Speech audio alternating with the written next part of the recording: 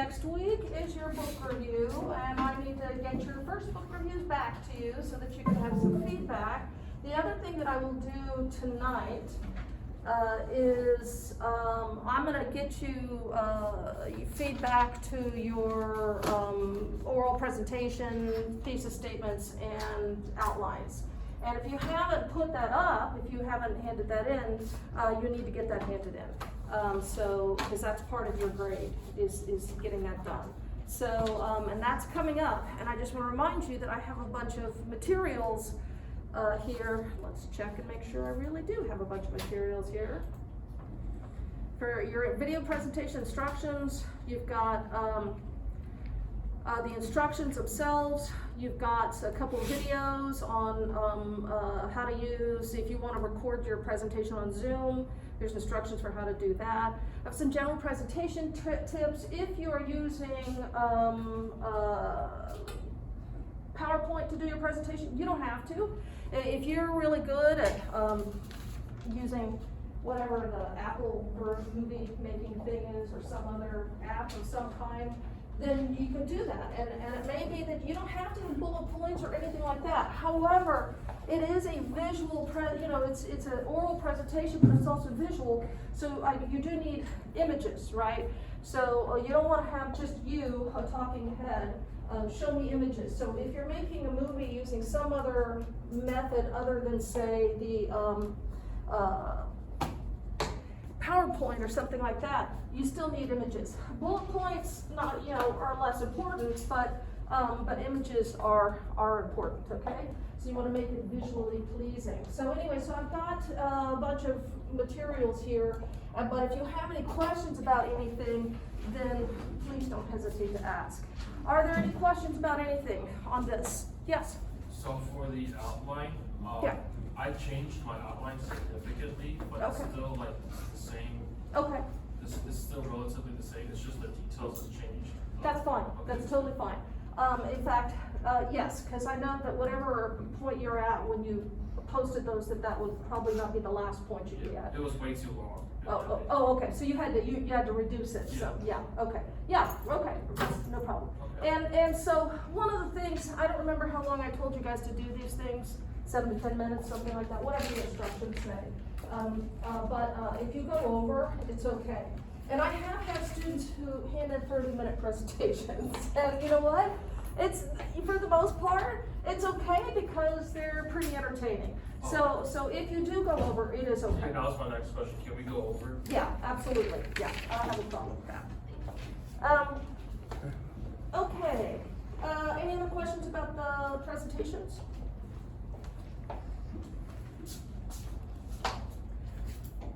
Hi. So I know, and I'm totally fine. Yeah.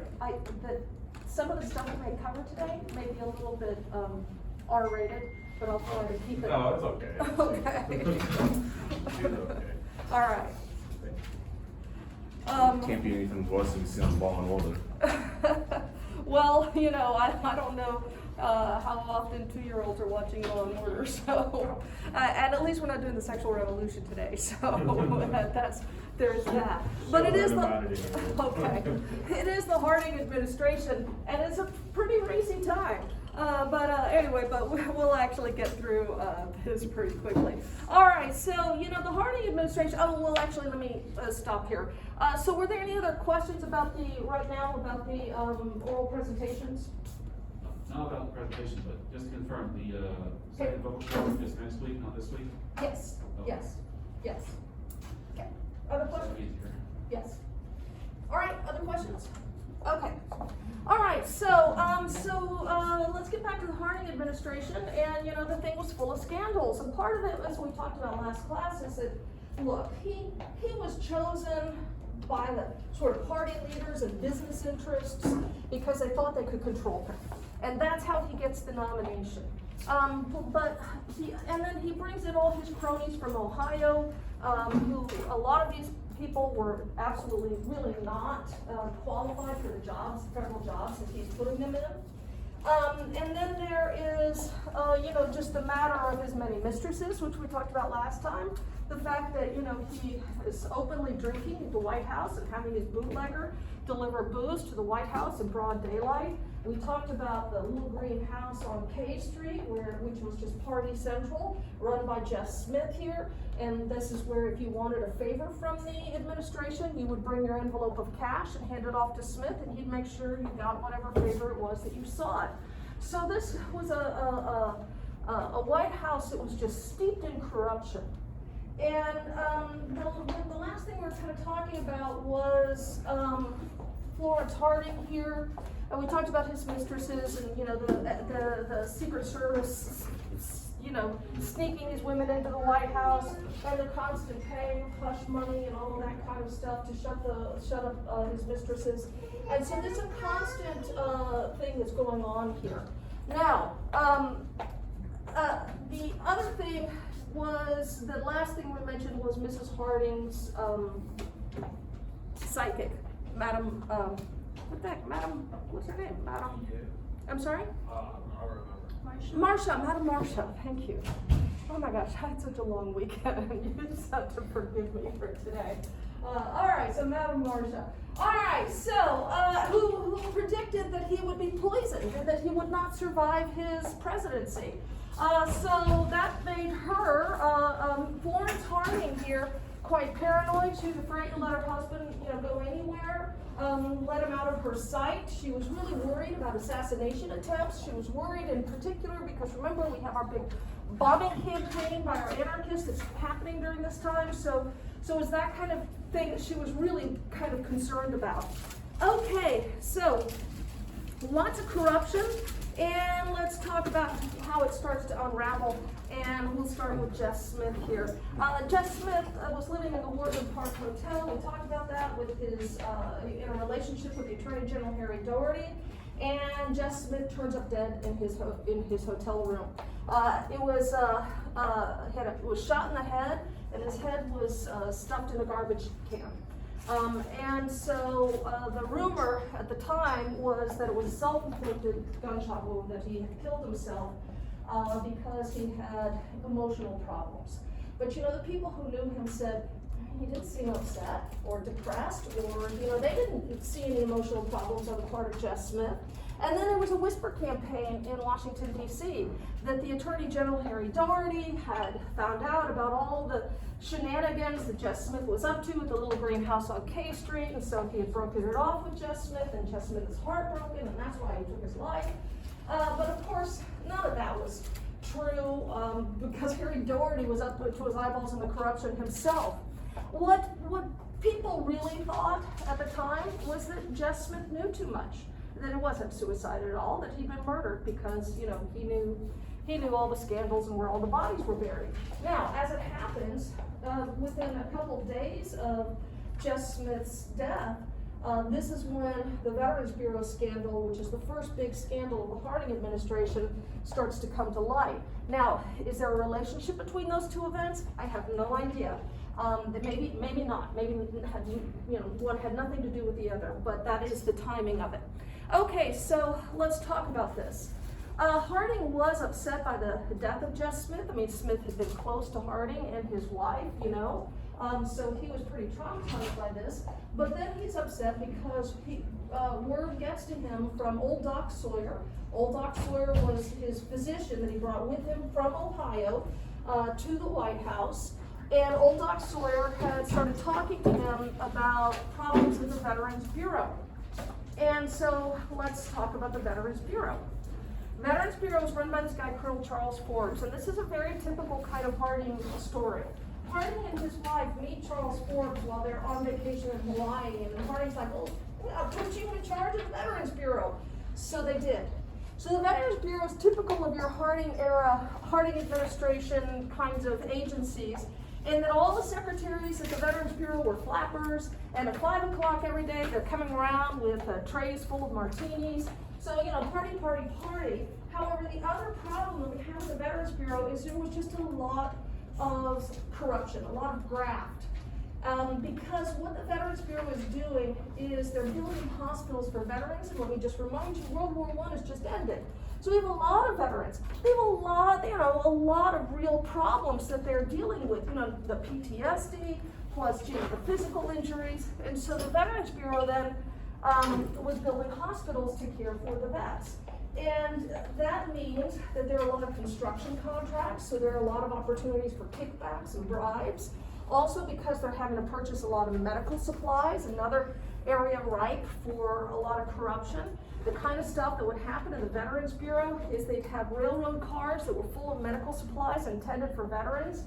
They would condemn them and say, oh, these are no good, we have to throw these out, but they wouldn't throw them out, they'd actually sell them and pocket the profit. And so that's the kind of stuff that was happening there. And when Doc Sawyer tells Harding that this is going on, Harding is very upset and he calls Forbes to the White House. And one of the reasons that Harding is so upset is, I mean, look, Jeff Smith had just died and that upset him, of course, but the other reason is because Florence Harding had been closely associated with the Veterans Bureau. You know how every First Lady has something that they do, right? Some issue that they champion. You know, like Laura Bush, it was reading, and Michelle Obama, it was fitness, and Melania Trump, you know, it was online bullying. You know, Melania, you should, that begins at home, right? The solution to that begins at home. But anyway, but for Mrs. Harding here, it was veterans. And so she had worked closely with Forbes. And what Harding is concerned about is when the scandal breaks, that it might blow back on his wife, right? And make her look bad. So he called Forbes to the White House. They got in a fight. He punched him and knocked him into a wall. But shortly after this conversation that they had, before anything else happened with it, Harding took off on a Western tour of the United States. And he never makes it back. He dies on this Western tour. So he got sick, and they thought it was food poisoning. And old Doc Sawyer, who had regularly treated Harding, regularly treated him with purgatives, like laxatives. The idea being that it will flush your body of the toxins. And so when Harding gets food poisoning, that's how he treated him. And Harding, you know, seemed to recover slightly the second day, and then on the third day he died. And so, you know, there was a conflict among the White House physicians. And there's old Doc Sawyer from Ohio, and you know, he is the one that's treating Harding with all these purgatives. But the other White House physicians believed that Harding had all of the signs of congestive heart failure, that he had an enlarged heart, all the signs of congestive heart failure, but old Doc Sawyer disagreed. But the other doctors believed that those purgatives that they were treating him with weakened his heart and just made everything worse. And so, so that is one theory about what happened with Harding. Now I'll tell you, what I had always believed until I started teaching this class and took a deeper dive into the Harding administration, I had believed that Harding died from a cerebral hemorrhage because that's what Doc Sawyer said. That was always the official cause of death. They never did an autopsy on him. Mrs. Harding wouldn't allow it, but they said it was a cerebral hemorrhage. But I don't think anybody really believes that anymore, that it was probably congestive heart failure is what it was, and he was just misdiagnosed by old Doc Sawyer. Now, whether those purgatives made the problem worse, I don't know, but if they did, and what really killed Harding were those purgatives that he was given, then we have to think about Madame Marcia, now don't we? Because she said that he'd be poisoned and that's what would kill him, and maybe that's what happened through the purgatives. Anyway, Harding does not survive. And the Veterans Bureau scandal breaks after he dies. And ultimately, what comes out in the investigation is that Forbes ended up costing the federal government somewhere in the range of $200 million. And he received 2 years in prison for this, and he was the first, oh, actually, he's not a cabinet member, so he received 2 years in prison. So this is the first big scandal that breaks. The next one is the Teapot Dome scandal. So the guy on the screen is Albert Fall, and he's a Secretary of the Interior. What I want to do is go back, though, to the convention that nominated Harding, and that smoke-filled room that Harding went into. And I said, you know, a bunch of senators and business leaders and some oil men were there, too. Well, this involves those oil men that were in that room. They had helped secure the nomination for Harding, and for their payback, when Harding became president, they told him they wanted this guy, Albert Fall, named Secretary of the Interior, and Harding obliged. Now, The Secretary of the Interior is a person who's responsible for, public lands in the United States. The other thing that the oil men wanted Harding to do, and again, Harding obliged, was to take naval oil reserves and transfer them from the Department of Navy to the Interior Department so that they're under false control. And Harding did that too. So, Harding just sort of blithely goes along with all of this. And what happened next then is that our fall, the Secretary of the Interior leased some naval oil reserves at Elk Hills to Edward Doheny, who was the CEO of Pan American Petroleum. And he did it in exchange for $100,000 in cash. Now, by the way, Doheny's son, whose name was Ned, and Ned's friend Hugh Plunkett, his best friend from childhood, took that $100,000 in a black case. They got on a train in Los Angeles, traveled across the country to Washington, D.C. to personally deliver it to Albert Fall at the Wardman Park Hotel. And I know that seems like an odd and unnecessary little detail, but hold on to that. We're going to get back to those guys in just a second.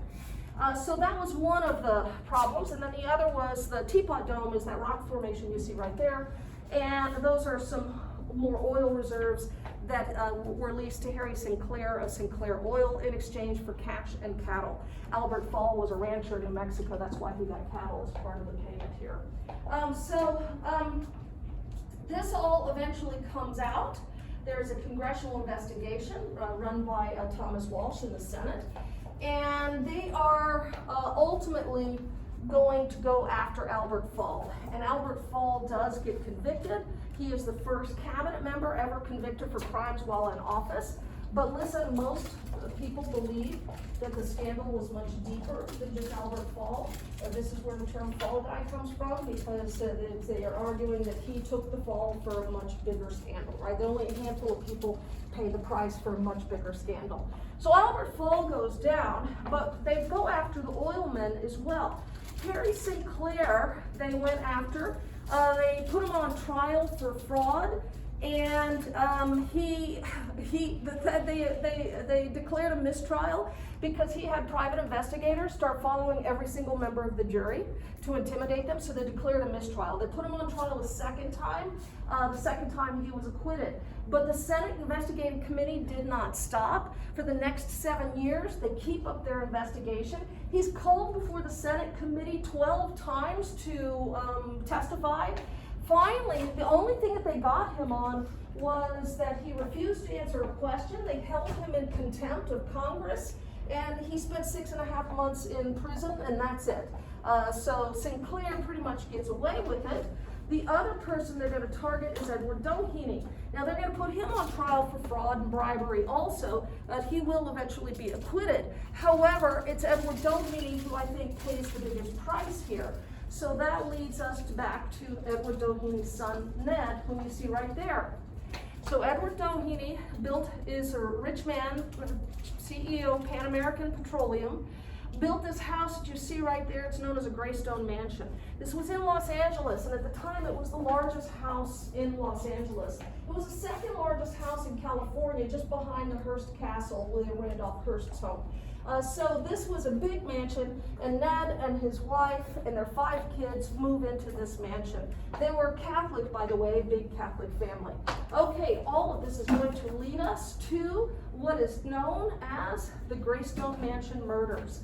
Now, if you are into true crime, you can look this up, and by all means do, and let me know if you can find more solid information. I'm going to tell you what I know, but listen, a lot of it's, probably just rank speculation. Okay, so here's what happens. Ned and his wife, Lucy, move into the mansion, and that's where they're living. And meanwhile, of course, the Teapot Dome scandal is happening, and the Congress, the Senate committee, the Walsh committee is investigating. Remember that it's Ned and his childhood friend Hugh Plunkett who took that cash payment to Washington, D.C. So one night, Hugh Plunkett comes to the house and lets himself in. He has his own key because he was a regular visitor there, and so I guess he had his own key. And he goes to the east wing of the mansion, and he had a room he used there regularly. And that night, he calls up Ned here on the intercom, in the mansion intercom. And Ned was with his wife. And Ned now goes to have a conversation with Hugh in the east wing of the mansion. The wife hears a gunshot. Now, at this point, she does not call the police. She calls the family doctor, who arrives in about 20 minutes. And that's pretty good time, am I right? I mean, that's pretty quick, I suppose. But then they go to the east wing where that gunshot had come from. And at that point, they said they saw Hugh Plunkett here coming out of a room looking kind of, disheveled and distraught. He sees Lucy and the doctor, goes back into the room, then there's another shot. Lucy and the doctor now go into the room and find two bodies. They find Ned and Hugh. And what they're claiming is that Hugh shot Ned, and then, distraught over what he'd done, shot himself. So that's their claim. Now, do they call the police? Not for 3 hours. 3 hours go by, and they finally call the police. The police come in, they talk to the servants, they get statements. The next day, it's all in the paper, because look, this is a rich family, the biggest house in Los Angeles. You can imagine the scandal, right? So the papers are having a field day, and then 2 days later, the police close the case. There's no autopsy, there's no inquest, there's nothing, and it disappears from the Los Angeles papers like that, and it's just gone. Poof, it's gone away. So the whole thing seems to be kind of fishy and covered up. So here's where we get into our true crime part, and this is all just rank speculation. So they did wait 3 hours before calling the cops. What was that all about? And when the cops started to question the servants, all the servants told an identical story, almost as if they'd been coached. They said also that the bodies had been moved. They said also that Hugh Plunkett had a cigarette in his fingers that had burned down to nothing. And so the argument is, if he had come out in the hallway and seen Lucy and the doctor and then run back in and killed himself, would he have still been holding onto that cigarette long enough for it to burn all the way down, to burn his fingers? So the whisper campaign in Los Angeles, by the way, was that Ned and Hugh were in a relationship with each other, and it was a lover's quarrel gone wrong, so there was that rumor that was going around. But what our true crime people believe really happened is that, and I should also mention that they say it's Ned here who had powder burns on his temple, as if it is Ned who shot Hugh and then shot himself. Now, so the theory is that they had been called, and they had been called to come testify before the committee, and that Hugh was going to spill his guts, tell everything. And Ned decided to take Hugh out and then couldn't live with himself and then killed himself after the fact. Does any of this make sense? Well, that does make sense. But listen about that cigarette thing. Say Ned had been the one to shoot Hugh. Still, that cigarette burned all the way down. I suppose it's possible that you fall, right, and with that cigarette in your finger so that it burns down. I mean, I don't know what to make of that whole cigarette detail. But anyway, but that's the theory about what happened, and the whole thing got covered up. It's actually Ned who killed Hugh. Is there like a position of the gunshots? So I don't know about any of that, and that's why if you're into true crime, you might take a look.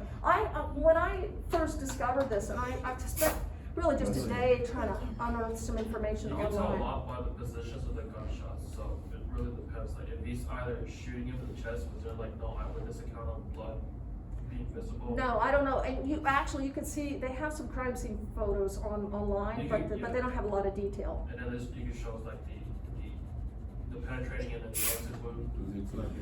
Yeah. And so, but that's the thing though, because the whole thing was covered up by the police, right? They just said, oh, case closed, and we're done, right? I think they're trying to cover up a bigger scandal. Yeah, I do too. I mean, I think that's the argument, right? That the real murderer, that they were just trying to cover it up. The real murderer was Ned. Oh, and one other thing. I mentioned they were Catholic. Ned here wasn't buried in a Catholic cemetery, even though they were devout Catholics. Why does that matter? Suicide. Yeah, right. If he had committed suicide, they couldn't bury him in consecrated ground in a Catholic cemetery. So that would be another piece of evidence toward the idea that he was the one who did the murdering and then killed himself. So anyway, so I don't know, like I said, it's rank speculation. And if you look into it and find out any more information, because I haven't looked into it in a while, a lot of what's available online is really brief, right, and really not detailed. And some true crime websites do talk about some of the stuff that I just told you. But I don't know what they have as far as evidence. I don't know where any of this is coming from. So, but it certainly was buried by the local press, by the police. And if you are Edward Doheny, and as rich as he was, you would have the power to be able to do something like that. So there does seem to have been a cover-up. The whole thing got papered over pretty quickly. Anyway, so Doheny doesn't get charged. I mean, he gets acquitted from his charges, but does lose his son in the process. Pays a huge price. One of them looks like they had a hole through his head, so. Oh, you're looking at the. Yeah, I just looked. Yeah. So, The I don't know murders- who that is. The murders themselves don't have their own Wikipedia page, just part of the page for the Greystone Mansion itself, so I'm guessing there hasn't been any serious investigation. No serious investigation, yeah. I would think so, and I don't know how, I mean, it would be difficult to get your hands on that. Police assuming you information. should probably look through the California Library of Records, because we have that in Texas too, where all of the photos and everything's in our library, so I'm pretty sure we can find something, but that's a fly in California for that. Well, right. Anyway, it's I don't know, it's an interesting story. So anyway, real Hollywood scandal right there. All right, so the Teapot Dome scandal and the Veterans Bureau scandal didn't come out until after Harding was dead, so he never suffered any kind of political fallout from all of that. And his vice president, Calvin Coolidge, who then became president, well, Coolidge was involved with any of this, so he never suffered any political fallout from it either.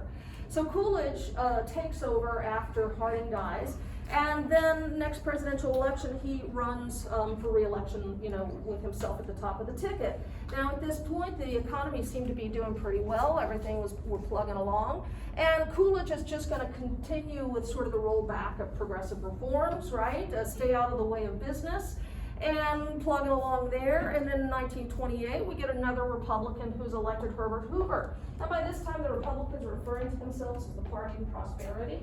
And, again, rolling back regulations, staying out of the way of business, and just letting the good times roll.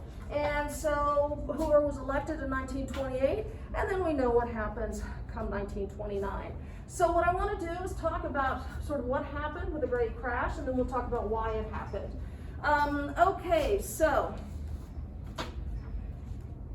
in the 1920s, you had more regular Americans playing the stock market than ever before.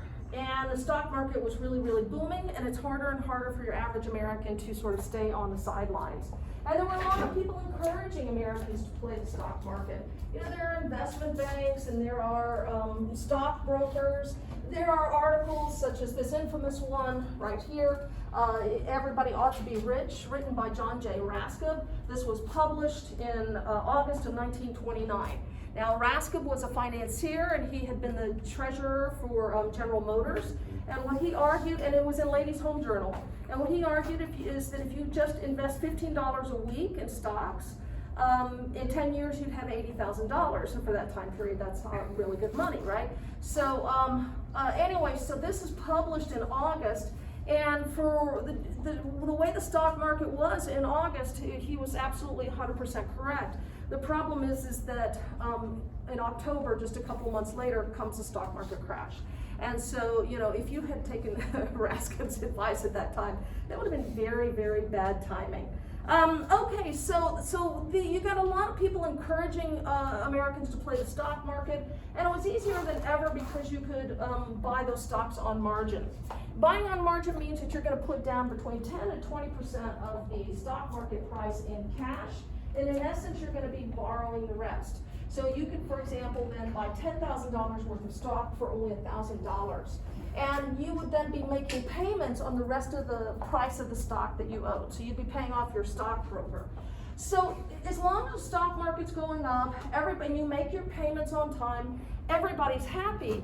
The danger happens if the stock market starts to go down.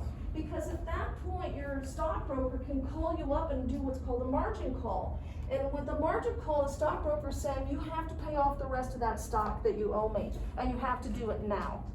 And so at that point, if you can't come up with the rest of the money that you owe the stockbroker, you're probably just gonna have to sell the stock, right? But because of the way that this was initially working, again, all you have to put down is 10% of that price, and as long as you're making those payments, and as long as the stock market is going up, then everybody's happy and it's not a problem. The problem happens if the stocks start to go down. Okay, so what we're getting here in the United States is a bubble. We had a lot of people investing, and it was that rampant investment in stock was causing those stock prices to go up, particularly in industrial stocks. They shot up the highest, like Westinghouse and RCA and General Motors. They're shooting up at a really, really rapid rate. The problem is, what makes it a bubble is that the price of the stock doesn't actually reflect the value of the company. The price of the stock is just driven up because everybody is investing in stocks, and that's driving up the price. And whenever you have a bubble, there's always a correction, right? And so our correction then happens in September of 1929. And that's when we first start to see the break in the stock market and prices start to tumble.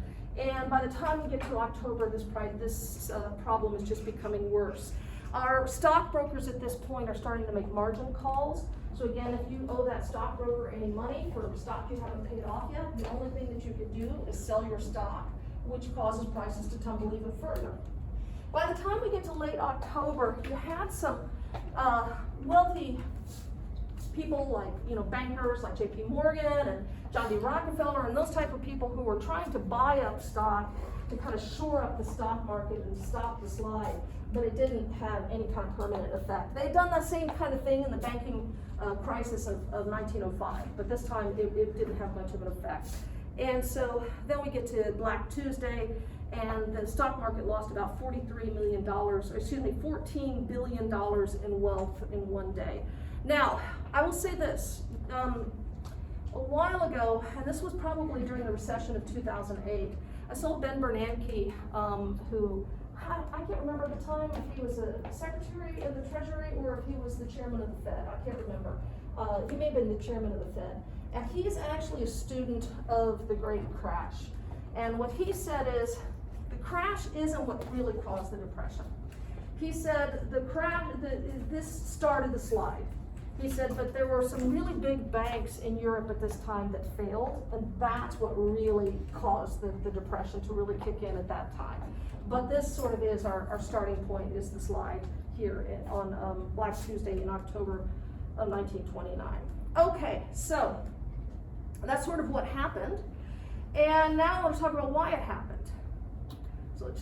So in the video I'd asked you guys to watch on Blackboard on consumerism in the 1920s, I talked about how everybody's buy, right? And that was one of the things that happened, right? And one of the big drivers of the economy were cars, because automobiles were booming, and that means the steel industry, the glass industry, the rubber industry, road building, oil and gas industry. All of this is really booming at this time, and it seemed like the economy was doing really well. Productivity, I talked about that in that video as well. Productivity was way up during this time period. Inflation was low.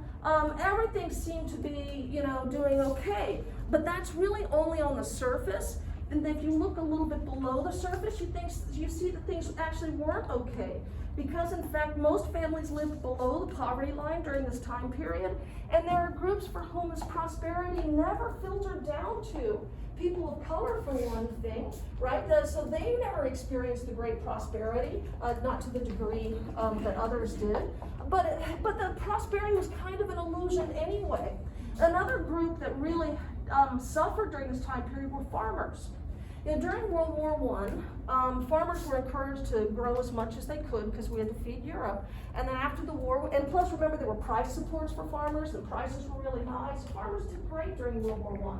But after the war was over and Europeans are farming again, and the prices go down. And the farmers don't have those price supports anymore, so prices for ag goods are going down, and farmers are really suffering here. And so what we're gonna take a look at some of these little issues and see it's just like dropping a pebble in a pond and the ripples go outward. So with our farmers then, if they're struggling financially, they're gonna cut back on their spending, and they're gonna stop the big ticket items, right? The big, no more new tractors or combines or anything like that. And of course, if they're not spending on those kinds of issues, then that's gonna have, an impact on the companies that are building those items. But the other problem, and this is more serious, is that they are defaulting on their loans. And once they start to default on their loans, banks, rural banks, are taking their land away. Now the problem here is that, banks don't need land, they need money. And so if a bank forecloses on a farm, they then try to auction that farm, but there's not really anybody to buy that property. So the banks are saddled with this property they can't unload, and the rural banks start to fail. And then you get to the point where you have the banks that are still open are now nervous, and they stop lending to small businesses, and now the small businesses start to fail. So again, it's just, the ripples go outward in the economy. And so we get to the point where between 1920 and 1929, in the United States, 5,000 out of 30,000 banks failed. The other problem that we're starting to see as the decade goes on is slowdowns in the construction industry and the automobile industry. The construction industry slowdown is kind of a self-inflicted wound because we had placed huge restrictions on immigration. And with fewer people coming into the United States, then the demand for houses goes down, and so we get that construction slowdown. For the automobile industry, that's just market saturation. Henry Ford's out there selling those Model Ts, right? And just everybody's got a car. And once everybody's got a car, they don't need another car, right? They're gonna hang on to that car for a while. So once we get to market saturation then, and there's just, everybody already has a car, then we get a slowdown in the automobile industry, and that's a slowdown in the glass industry, slowdown in steel and rubber and all of the related industries. Something I learned was Henry Ford, huge anti-Semite. Yes. He had in his paper the Dearborn Independent, and he spent a lot of time, he had a lot to say about Jews. Yes, he was. Surprisingly progressive on workers in some manners. He supported a 5-day work week, which was revolutionary at the time. $5 a day, you mean? $5 a day, which was more money than anyone had ever offered at this time. Except that there's a downside to this too, Henry. I'll tell you what it is. Apparently, he did it because workers weren't spending their wages because they were too busy working. What he wanted to do was to have workers look. Being in a factory, right, you want standardization, and he wanted his workers to be standardized too. So if you wanted that $5 a day, you had to commit to living the kind of life that Henry Ford wanted you to live. And so he created something called a sociological department. And they would, and this is also aimed at immigrants because he wants immigrants to assimilate. And that sociological department would send investigators to your house at night to check up on you. And they want to make sure your house is clean, that you don't have dishes in the sink. Then they would check your bank accounts to make sure you have money in your bank. They talk to your neighbors to make sure you don't have a gambling problem. There's no fighting in the home. They want to make sure you're speaking English in the home. So it's kind of a forced assimilation. So there's definitely, if you're willing to let Henry Ford control your life, then you can get that $5 a day a deal from Henry Ford, which was very good money at the time. Yeah. One thing, what I find interesting about Henry Ford is that in the 1800s in America, there were a lot of utopian movements. Yes. Where there was this idea that we would figure out how people could live their lives, and a bunch of like-minded people would come and live that way, and that would spread out. And it didn't work, and the utopian movement basically ended by the 1900s. But Henry Ford was a utopian. He was just trying to impose it from the top down. Yes, and that's you're right, and he was that. You're right. And he's trying to create these communities and everything, and but that's exactly right. And for a lot of people, I'm sure that they would consider that worthwhile to get that money that he was offering. Yeah, go ahead. Oh, well, actually, sorry, that just came up when you guys were having that conversation. I originally raised my hand because I wanted to say that this is hard for us to imagine, but at this time, when Henry Ford was making cars, his idea was you would buy a car and you would drive that car until it couldn't be repaired, and then you would go back to the car store and you would buy another of the exact same car. There weren't yearly models. Right. And so this idea of car demands, like going down, like it was just because literally everyone had a car and there was no reason to go get the new Yeah, model. and those, the Model Ts were sturdy little things too, right? You could repair those kind of endlessly also, so yeah. And you know, and I talk about this in the video, because at General Motors, Alfred Sloan is the one who said, we're gonna go a different tack. We're gonna have different models of car aimed at different price ranges. We're gonna come out with a new model every year. We're gonna bet that people will wanna trade in their old car for a new shiny car. And so you have two different business models that are being offered here, but Henry Ford's business model is definitely not a growth business model if you think about it, right? And finally, Henry Ford had to sort of acknowledge the success of General Motors, and he finally then offered a new model, Model A. Yeah, somebody had a comment over here? No? But anyway, but yeah, so, anything else you wanted to add? Okay.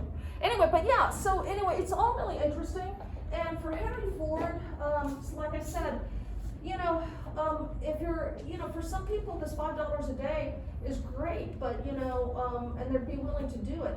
And don't get me wrong, he offered English classes for immigrants. He offered help getting them better housing.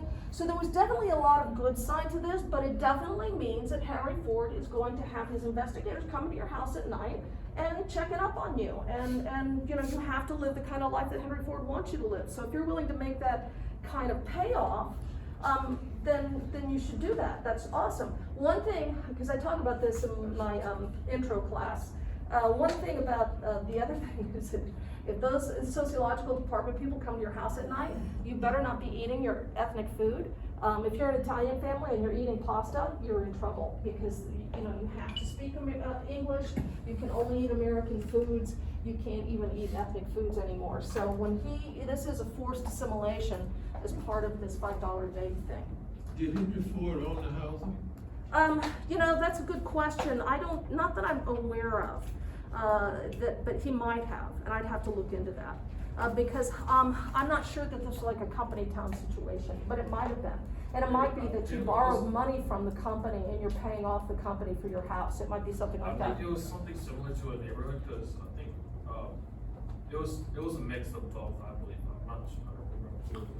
Yeah, it wouldn't But surprise he me. did take in like a lot of Middle Eastern families, because I think Michigan has like a relatively large Middle Eastern presence in Michigan, where the factories were held. So I think Did they back then? They do now. Yeah, they do now. They do now, but I think it was back then too. I think it was a good amount. I don't really remember, but pretty sure. Well, I have a book on a $5 day in my office. I'll see if I can find out the answer to that question, because I'm not really certain about that 100%. Anyway, so we're getting slowdowns, right? And then the other issue is that productivity was high during this period. The problem here is that workers' wages were fairly stagnant. And workers' wages were going up, but not in proportion to the profits that the factory owners were making. And so the people who own the factories and the CEOs, or bourgeoisie, if you want to get all Marxist, what they would do with the money that they were making is one of two things. They would either take it and put it in their pocket as profit, or they would invest it in the stock market. But for our workers, their wages were not really going up as much as they should have. None of this was noticed at first, because one of the other big innovations of the 1920s was it was more common to buy things on credit. And so for the, you know, when we look at this rampant consumerism of the 1920s that I talked about in that video, a lot of what's happening here is people are buying on credit. So some of these underlying economic problems were not obvious, but as some of you may have experienced in your own personal lives, you can only buy on credit for so long, and at some point you're gonna have to pay the piper. And so by the time we get to the end of the decade, that's kind of what's happening, right? It's we're kind of getting to the hangover part of the decade. And so, you know, all of these problems, a lot of these problems were really, they were there all along, they just hadn't been noticeable. Now, the other thing I want to talk about, though, is the lack of federal regulation, because this is a big part of what's going on. And by the way, if I were to ever ask this as an ID or something like this, remember, you don't want to generalize, you want to make sure that you're being as specific as you possibly can be. And the lack of regulation is a big part of this. Now, I mentioned buying on margin, right? And how many of you were familiar with buying on margin had talked about this as a cause of the Depression in other classes? Just a couple of you buying on margin? Well, anyway, it's one of the things that's typically offered as to what went wrong for the crash. But the thing is with that explanation is buying on margin only accounts for 5% of the market value. So that wasn't really the cause. The cause is really more of these regulation issues. Stocks were overvalued. I mean, that's the whole bubble thing, right? Stocks were not really indicative of the value of the company. But if you were investing in the stock market, good luck trying to find that information, because a lot of the information that was available at the time did not reflect the true value of securities, of stocks and bonds. And there were no rules that were requiring stockbrokers or people like that to be honest with their clients about the values of those stocks and bonds.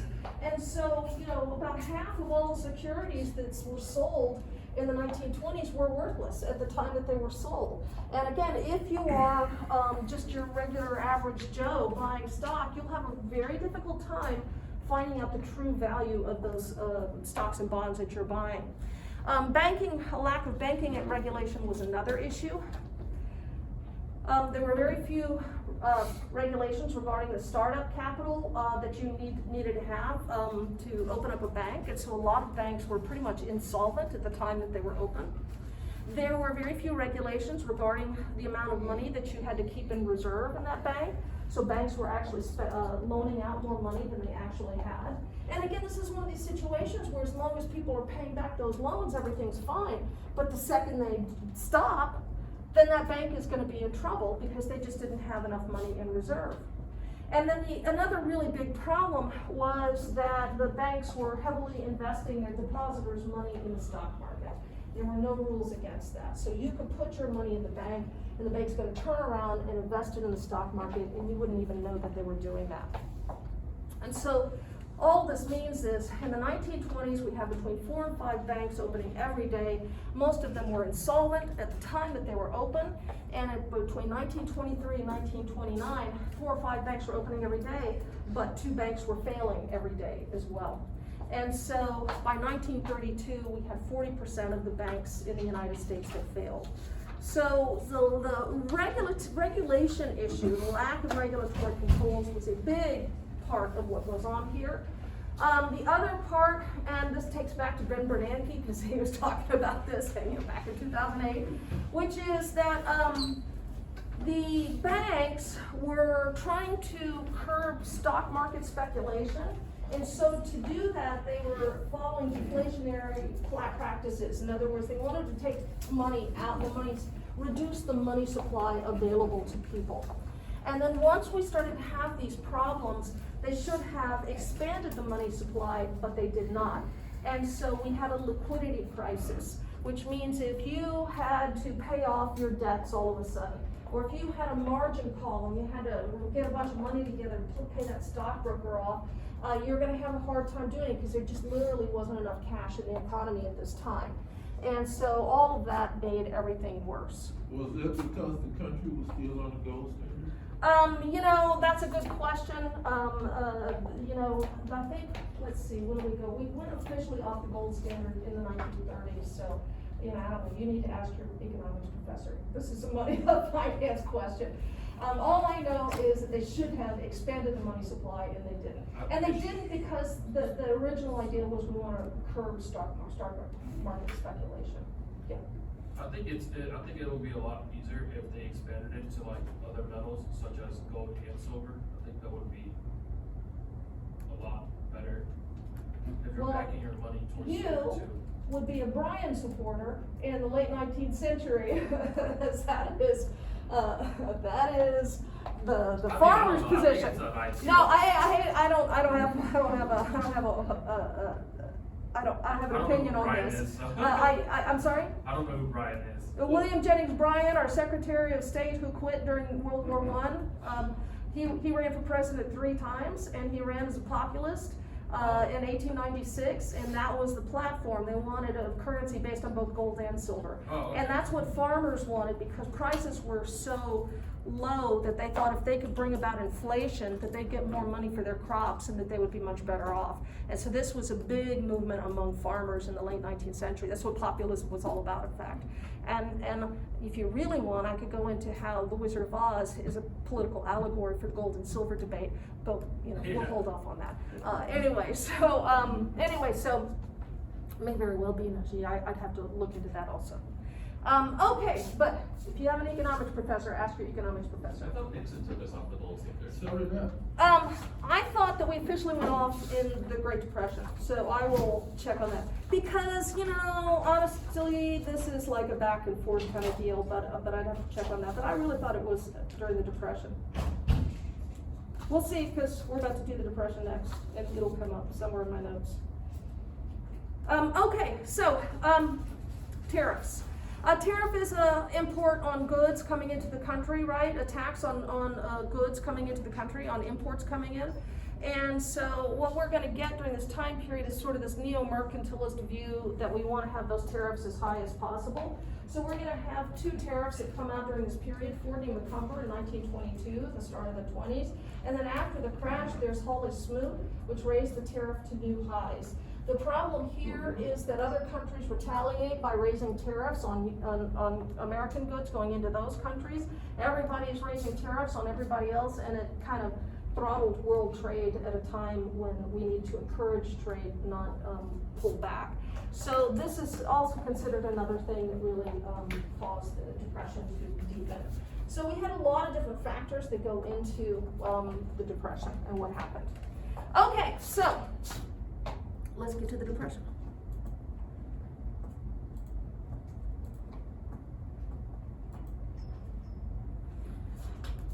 Okay, so this was the worst economic crisis in American history up to this point. Very few people were unaffected by this. It hit the working class and the middle class, the upper class even, although probably not to the same extent. Hit people in rural areas. It hit people in urban areas. And part of the issue that we have here is that there's no government safety net at this time. There's no unemployment insurance. There's no welfare. You'd have to rely on private charity, and such as Red Cross or Community Chest, and they were overwhelmed by the scope of the crisis. You had unemployment. I've got some numbers here. 1929 is less than 3 million. By 32, it's 12.5 million. At its peak, we're talking, those numbers mean nothing, right? Unless you know how many people lived in the United States. So I'll just tell you, at its peak in 1932, it was 25% unemployment. You think about that, a quarter of American workers had no job. If you had somebody in your family who had a job, then you were doing okay, right? You were doing better than most. But even then, what you would probably see is your work hours were reduced and your wages were cut. The number of homes were foreclosed on, farms were foreclosed on, tens of thousands we're talking about, people who are losing their homes. Not only do we have the economic crisis, but of course we have the environmental crisis of the Dust Bowl, which we'll talk about, which means you have a lot of families that are packing all of their belongings into their car, and a lot of them heading out to California looking for jobs for fruit picking and that kind of stuff. In California, things got so bad that you'd have people who were staked out at the border there trying to prevent people from coming into California.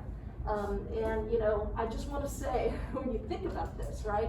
Because right now we're in this, we must shore up our border with Mexico, must stop immigrants.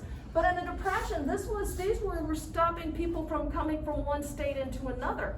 And, I'm just saying that I don't mean to be all, the sky is falling here, but if things get really bad with climate change, we're very likely to see that again, right? You're very likely to have people who say, no, our state is closed. You're not allowed in. Anyway, things were pretty bad. So for these migrants in particular who are going out to California, they're living in, you know, abject poverty, as you see right there, in terrible conditions with, you know, lack of sanitation. You had real problems also with men deserting their families. The divorce rate actually went down during the Depression because people couldn't afford the legal fees to get a divorce, but a number of men who deserted their families went way up. The other problem we had was real high runaway rate among teenagers during this period. They didn't want to be a burden on their families, so they took off. And for children, you know, they're not getting sufficient protein because meat is hard to come by. It's hard to afford anyway. Fresh vegetables and milk, you know, just very bad for the health of young people. Alcoholism did go up. Spousal abuse went up. You know, every sort of negative kind of social problem that you can think of got worse during the Great Depression. Lots of homelessness, right? Lots of transient people who really have no more home and nowhere to go, wandering the country. One of the big issues that we had with our Depression-era transients, we've had between 1 and 2 million people who are hitting the road. A lot of them are heading down into the south where at least the weather is warmer. If you're going to be homeless, it's better to be homeless where the weather's warmer. But the problem in the south is you go to rural areas, they know who belongs there and who doesn't. And so if you just show up at some town, it's likely that the local authorities are gonna beat the crap out of you and then dump you right on the other side of the county line so that you're now somebody else's problem. So for a lot of our transients, they didn't end up staying in the south. They ended up going back to, you know, urban areas.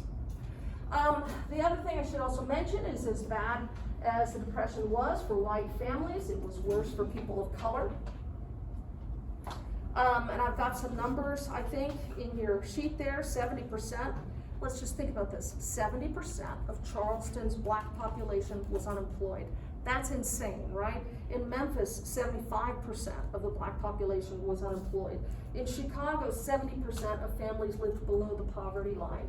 So again, as bad as things were for white families, they were worse for people of color.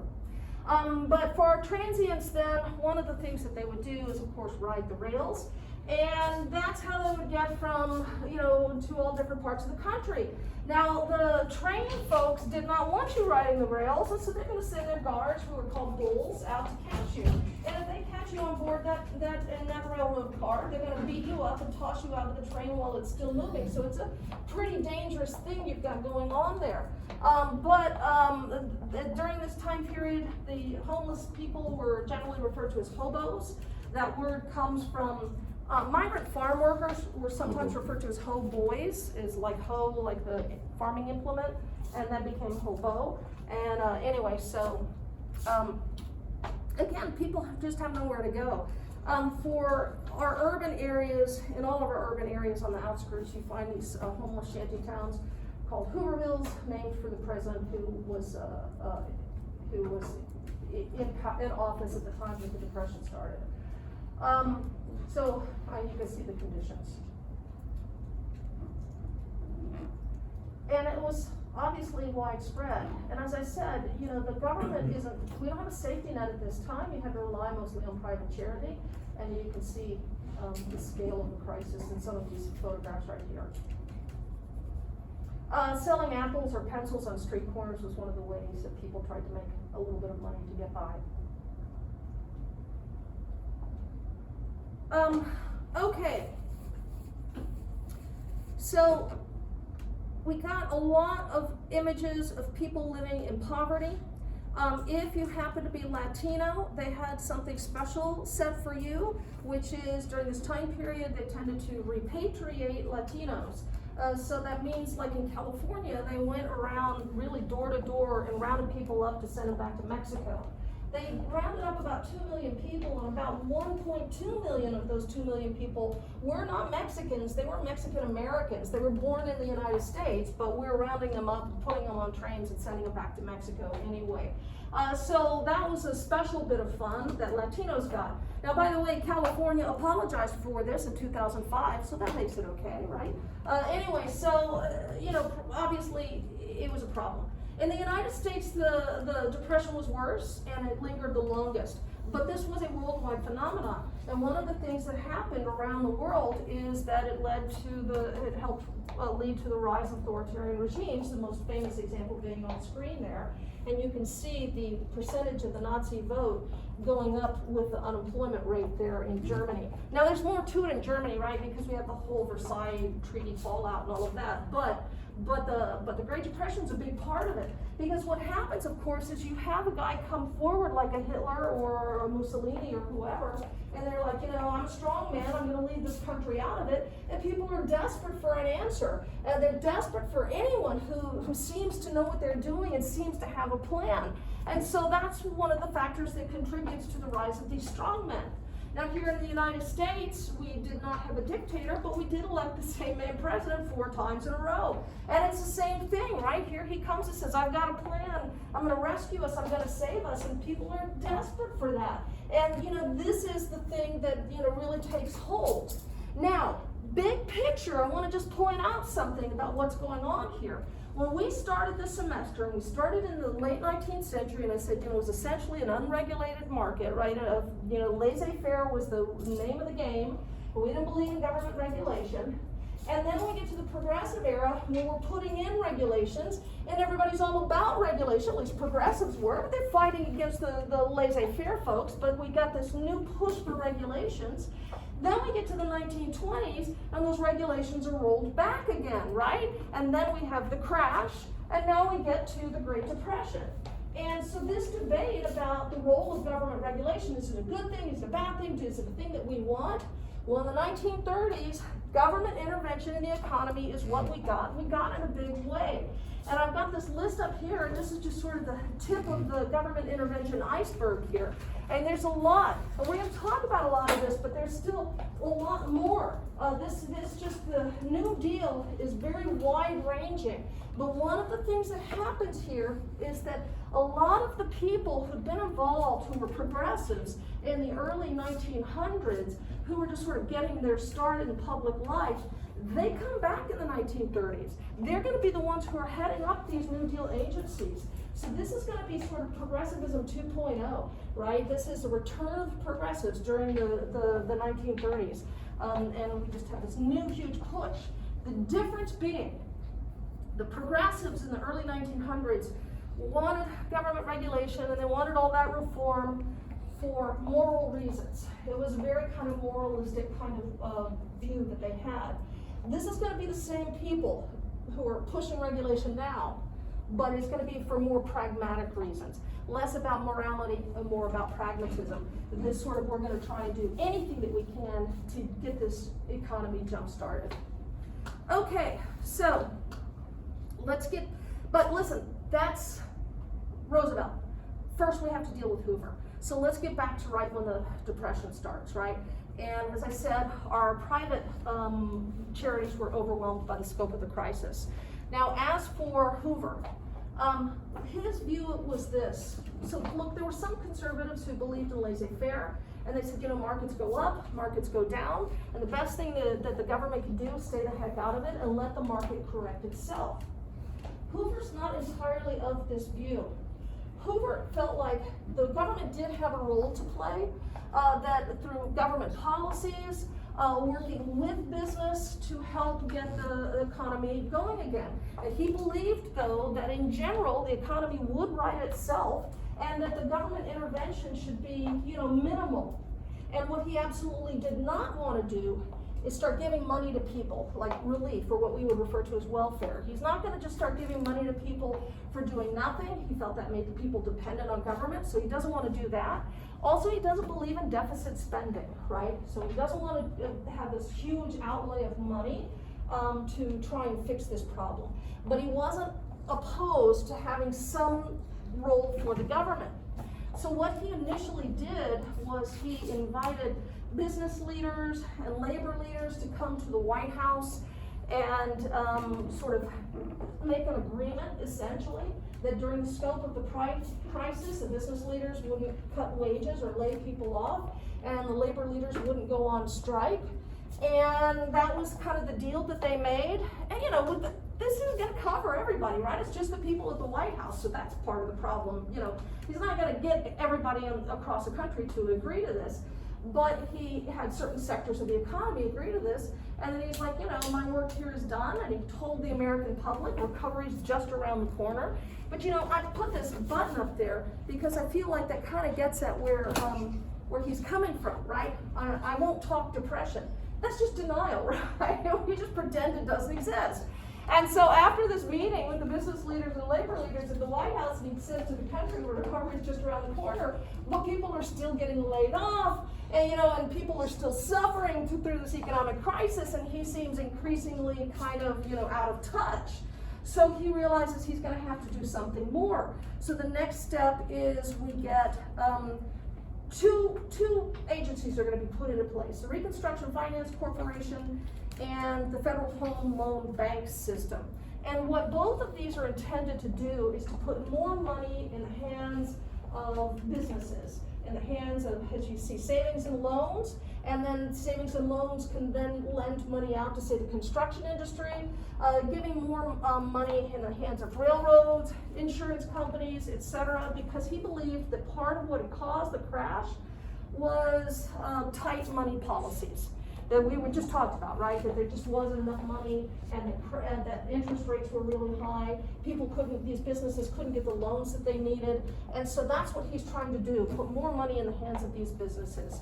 What we have going on here, though, and this is going to be a fundamental debate during the Depression, is whether you deal with this crisis on the supply side or the demand side. And what he's doing here is a supply side approach. Put money in the hands of these businesses, and then they can expand the businesses. The problem is there's no demand. These businesses don't want these loans. There's no point in expanding. If you're in the construction industry, you don't want loans to build houses because no one's buying houses, right? There's no market for it. And so by approaching it just from the supply side is not working because people don't have money, you know, and they don't have money to spend. And so these businesses don't need to expand if no one's spending money. Yeah. With a big